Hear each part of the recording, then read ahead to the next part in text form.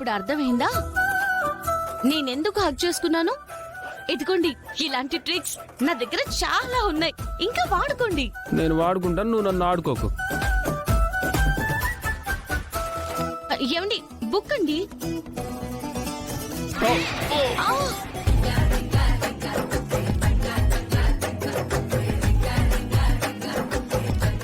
ఏమండి ఏమండి, ఏంటి వెళ్ళిపోతున్నారు? ఏం చేయమంటావు? ఒక్కసారి గుద్దుకుని రెండోసారి గుద్దుకుపోతే కొమ్ములు వస్తాయంట. నీకున్నాయిగా ఆల్రెడీ కొమ్ములు. కానీ మీకు వస్తే బాగోదు కదా. రండి.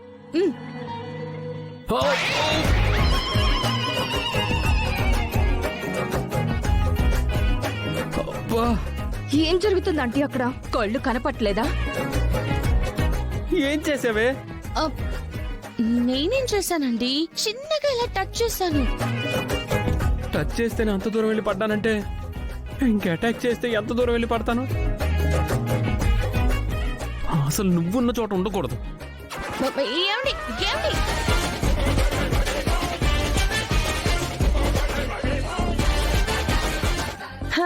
మీరు ఎన్ని కుట్రలు చేసినా వాళ్ళిద్దరిని ఎప్పటికీ దూరం చేయలేరు. వాళ్ళిద్దరి మనసుల్లో ఒకరి మీద ఒకరికి ప్రేముంది.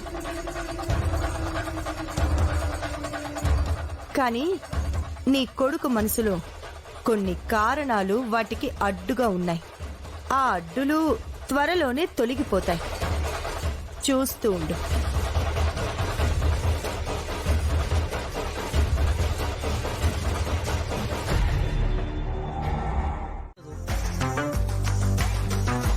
ఆహా, నన్ను చూస్తే నా మనసులో ఏమనుకుంటున్నానో ఈజీగా చెప్పగలదా?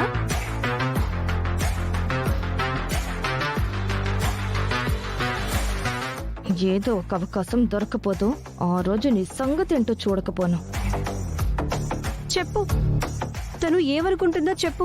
ఏముంది, ఏదో ఒక అవకాశం రాకపోదు, ఆ రోజు నీ సంగతి ఏంటో చూస్తా అని అంటుంది.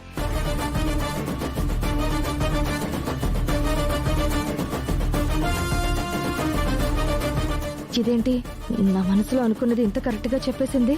ఏంటి అలాగే అనుకున్నావా? అదే అనుకుని ఉంటావులే. నీ మోహం చూస్తేనే తెలిసిపోతుంది. ఎప్పుడు చూసినా వదిన మీద పడి అడవడమే కదా నీ పని. అంత లేదు, నేను అలా ఏం అనుకోలేదు. అదే పెద్ద తెలివైంది అనుకుంటుంది. దానికంటే బలమైన దాన్ని, తెలివైన దాన్ని నేను. నాకంటే బలమైన దానివి, తెలివైన దానివా నువ్వు? అవును, కావాలంటే ఛాలెంజ్. అక్షిత, తొందరపడద్దు. బలంతో దాన్ని మనం కొట్టలేం, కావాలంటే తెలివితో కొట్టచ్చు. ఏంటి అలా చూస్తున్నావు? నీకంటే అక్షిత చాలా తెలివైంది. మీ ఇద్దరికంటే నేను చాలా తెలివైనోడిని. అబ్బబ్బబ్బబ్బా, నాకంటే మీరు తెలివైన వాళ్ళా? సరే అయితే, మీరు తెలివైన వాళ్ళు, నేనింత తెలివైన దాన్నో, దాని మీద ఒక పోటీ పెట్టుకుందాం. సరే, తప్పకుండా.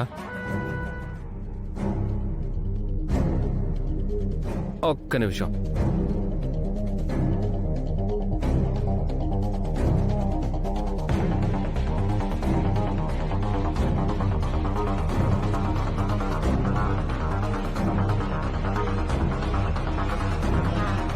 చూసావుగా, సర్కిల్. ఇప్పుడు నేనేం చేయాలి? ఆ సర్కిల్లో పర్ఫార్మెన్స్ చేయాలి. ముందు నేను చెప్పేది పూర్తిగా విను. తెలివైన వాళ్ళకి కాన్సంట్రేషన్ ఎక్కువగా ఉంటుందని అంటారు కదా.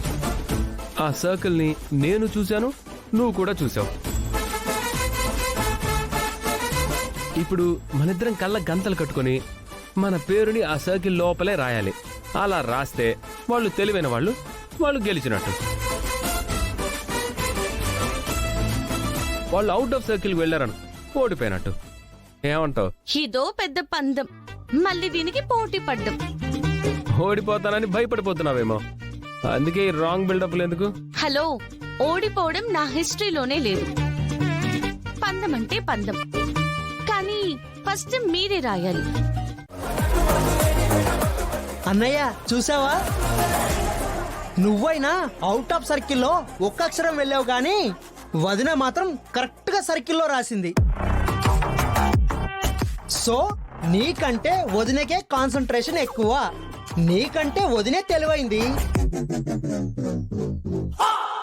చెప్పానుగా, నేను కాన్సన్ట్రేట్ చేస్తే ఏదైనా చేయగలుగుతా, ఏదైనా సాధించగలుగుతా.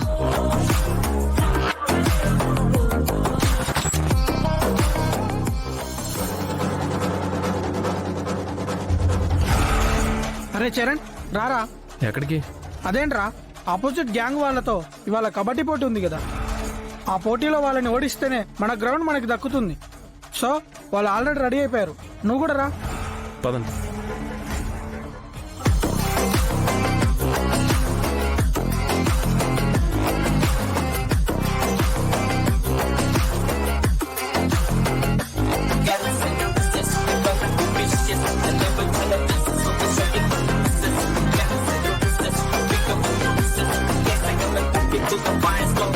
వచ్చారు రోయ్ పోటుగాళ్ళు. రేయ్, ఈ రోజుతో ఈ గ్రౌండ్ మాదైపోద్ది. తర్వాత చూపిస్తాం మేమేంటో. ముందుగా గొప్పలు చెప్పడం కాదురా, బరిలోకి దిగితే తెలుస్తుంది ఎవరి కెపాసిటీ ఏంటో. సరే చూసుకుందాం.